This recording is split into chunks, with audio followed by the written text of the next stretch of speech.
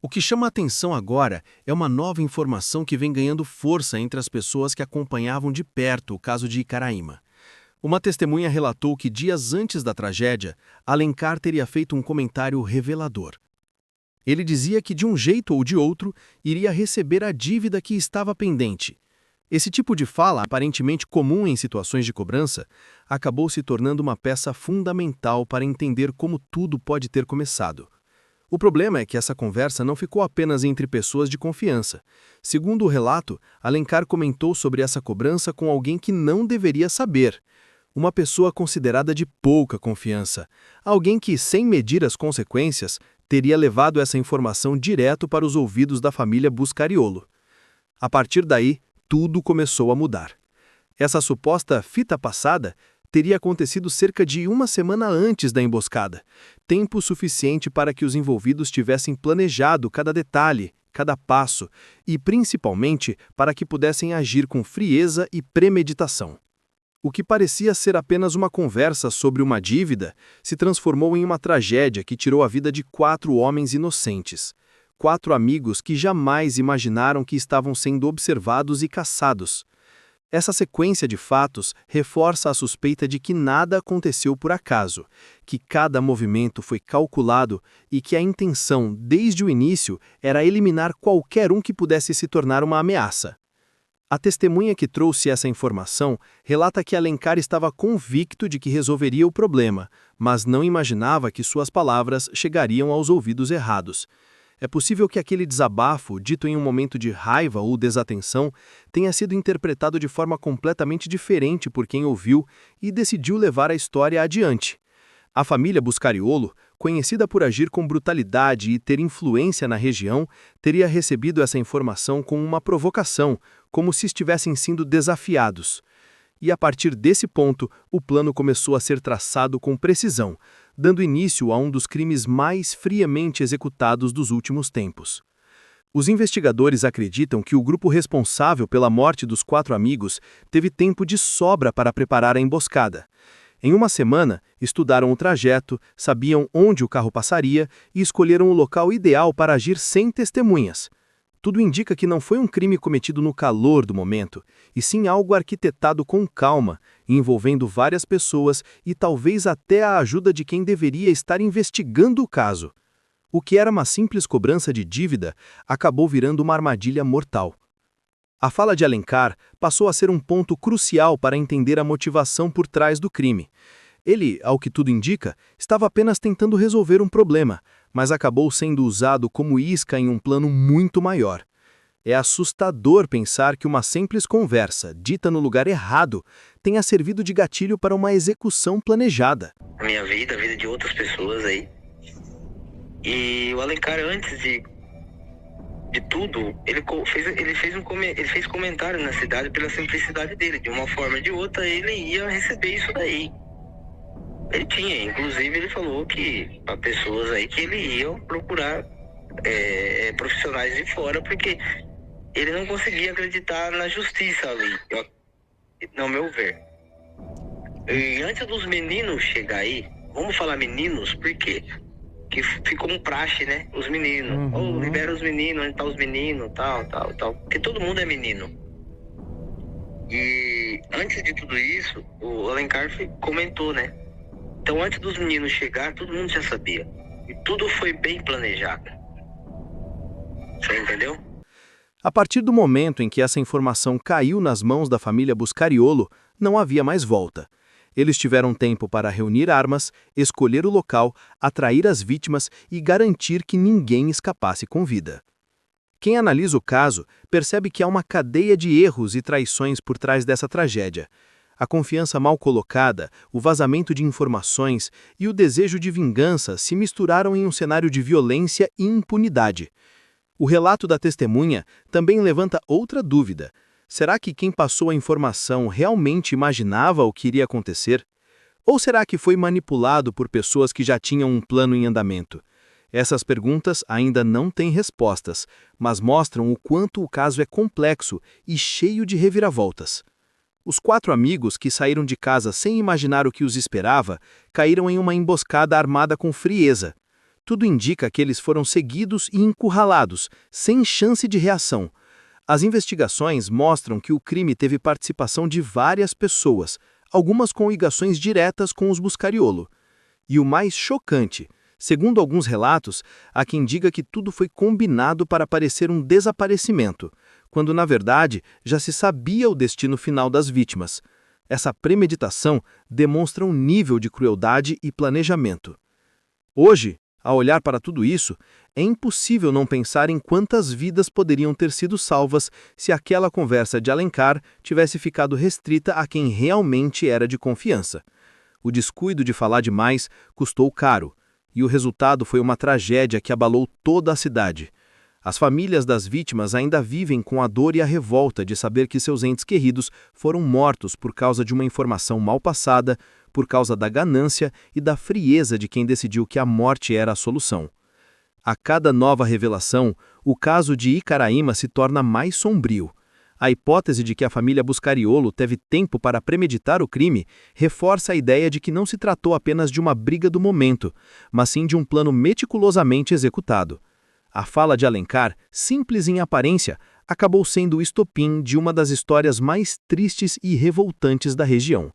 E enquanto a justiça não chega, o que resta é a indignação e o sentimento de impunidade. No fim, essa história mostra como a palavra errada dita à pessoa errada pode mudar completamente o destino de alguém. Alencar, ao tentar resolver uma dívida, acabou assinando sua própria sentença sem perceber, e aqueles que confiaram nele pagaram um preço junto. A cidade de Icaraíma nunca mais foi a mesma depois desse crime. O medo, a desconfiança e o silêncio tomaram conta do lugar, e a cada dia que passa, cresce o clamor por justiça, porque no fundo, todos sabem que essa emboscada foi planejada com antecedência e que ninguém paga por um crime assim sem ter certeza do que está fazendo. Né? Mas o Tonhão, o velho, ele deve, porque ele vendeu algo, não deu certo, e eu acho no direito da gente entrar em negócio, vamos falar, a pessoa entrar em negociação para devolver aquele dinheiro, beleza. O que acontece? O Alencar, ele é um cara muito simples, né? Ele é um cara muito simples. E ele procurou a ajuda de uma pessoa, aonde a gente vai citar essa pessoa. Eu acredito que não seja hoje, eu não vou poder citar isso. Por preservação à minha vida, a vida de outras pessoas aí. E o Alencar, antes de tudo, ele fez comentário na cidade pela simplicidade dele. De uma forma ou de outra, ele ia receber isso daí. Ele tinha, inclusive, ele falou que para pessoas aí que ele ia procurar profissionais de fora, porque ele não conseguia acreditar na justiça ali, no meu ver. E antes dos meninos chegar aí, vamos falar meninos, por quê? Que ficou um praxe, né? Os meninos. Libera os meninos, onde tá os meninos, tal. Porque todo mundo é menino. E antes de tudo isso, o Alencar comentou, né? Então, antes dos meninos chegar, todo mundo já sabia. E tudo foi bem planejado. Você entendeu? Então, foi tudo muito bem arquitetado. Foi tudo bem planejado na semana. A segunda-feira houve o primeiro contato. Armaram na terça-feira. A princípio ia ser um sequestro, tá? Pra levar vantagem. E possivelmente, se não der certo o sequestro, eles iam fazer alguma coisa. Só que o tiro saiu pela culatra, né? Deu tudo errado e tiveram que fazer algo errado que deu errado mesmo, você entendeu? Entendi, muito bem, Charles. Você disse que aparentemente ali, inicialmente, seria um sequestro. Mas você me disse no final de semana que eles ficaram presos em um cativeiro. Eles foram sequestrados, eles foram torturados, a princípio, né, em fontes, eles ficaram, vamos falar assim, em casa, em fazenda, e depois eles foram para um cativeiro. Porque os detalhes, né, é um detalhe muito crucial aí. Os meninos de fora não desceu armado, ninguém desceu armado. Existiu arma, existiu. Mas a arma não era deles. Só tinha uma pessoa armada dentro do carro e não era eles. E eles sabiam quem estava armado dentro do carro. O que acontece? Quando eles foram alvejados e viram eles, o passageiro saiu do carro. Isso é relatos que eu tenho e é verídico. É só procurar que vai saber que isso daí é verídico. O passageiro saiu do carro e ele foi alvejado realmente com um tiro nas costas. Somente. E eles foram rendidos. Saiu um tiro de dentro da caminhonete. Saiu. Só que eles foram rendidos. E a partir dali eles foram sequestrados. O que acontece? Charles, ali você também tinha comentado que não foram poucas pessoas também, né? Não, ninguém. O velho, 66 anos, 67, se eu não me engano, o moleque com 22 anos, quando esse moleque nasceu eu já tinha 5 anos de profissão. Não esquece isso daí. Um negócio totalmente arquitetado. Um crime planejado, porém alguém errou na hora de soltar a fita ali. Vamos falar em épocas de fita, tá? Você imagina que quantas pessoas estariam, Charles, ligadas a esse crime? De 12 a 15 pessoas, mas vamos arredondar para 12 total. Inclusive eles. De 12 3 a 15 pessoas. É isso. Algo que a gente tem notado que pouco tem se falado. Um nome que aparentemente eu tenho visto pouco. Mamute. Quem é o Mamute? Mamute é um cara perigoso. É um cara com uma ficha criminal extensa. Você entendeu? Ele é um cara que ele já tem um histórico muito grande.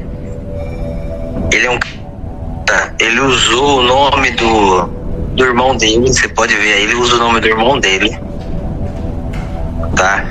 E as autoridades temem. As autoridades, o Mamute é um cara temido, o Mamute teme. A turma teme e o nome é Mamute, entendeu? O Mamute, você acha que o Mamute está ligado também a esse crime? 100%. Ele seria o mandante? Os 3 seriam o mandante. Os 3. Você não pode inocentar um. Se fosse para inocentar um, seria o mais novo que caiu de gaiato. O Paulo. Por motivo assim, já tá no meio da família, faz parte do crime. Hoje, vamos falar assim, eu vou te dar um exemplo, tá?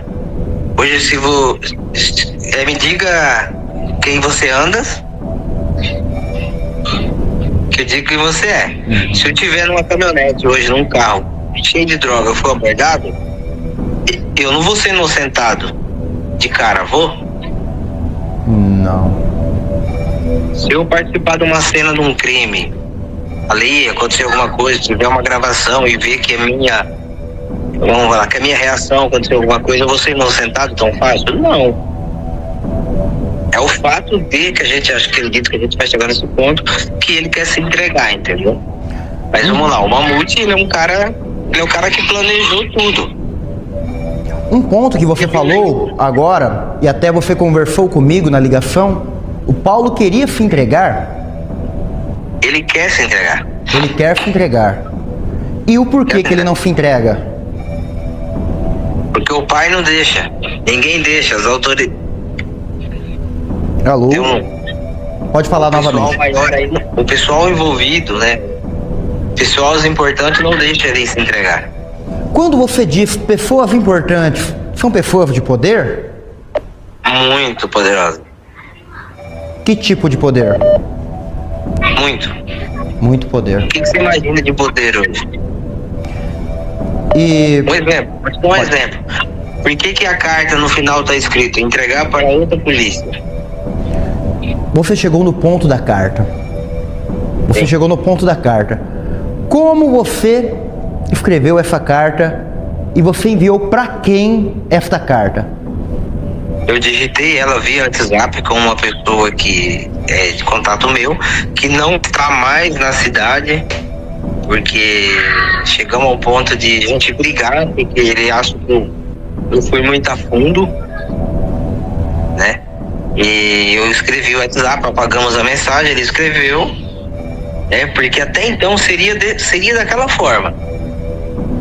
Só que no meio do caminho a gente descobriu tudo que não seria. A caminhonete ia ser enterrada, os corpos não iam ter junto e ia desovar os corpos no Rio Ivaí. O Rio Ivaí ele tá baixo, né? Os corpos não foram desovados, então, porque o rio está baixo. Seria isso? Exatamente, isso aí eu sempre falei. Eles iam jogar no Rio Ivaí, um por um, em espaços diferentes, né? Em tempos diferentes, para dificultar.